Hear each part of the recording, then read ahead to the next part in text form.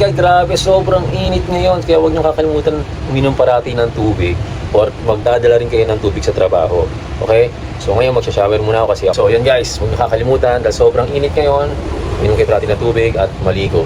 Ayan, yun ang pinaka-the best mag-shower tapos ang sarap mag-outing, no? Mag-shower. Diba? So ayan, mamaya ulit. Mamaya. Buti pa dito sa 7-Eleven, malamig. O, diba?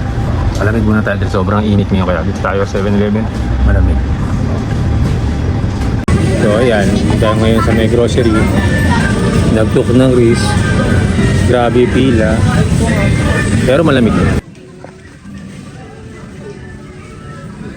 Mahal ang pila. Kuha tayo ng breast ngayon. Yan, dalawang breast.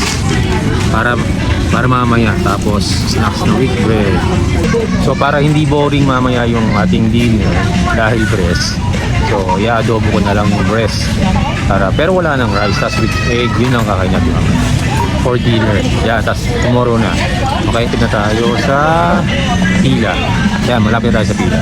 Medyo busy. Ito sa likuran, haba ng pila. Ayun o. Oh, di ba? Haba ng pila.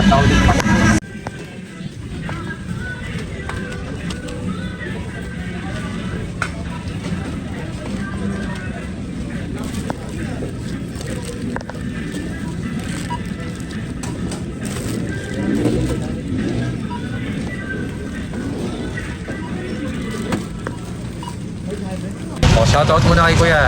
Yeah, dito kami sa may, ano to? Save More Anonas. Save More Anonas. Yan, bumili tayo ng ating supplies na protein, meat, tsaka wheat bread. Ayan. Sige.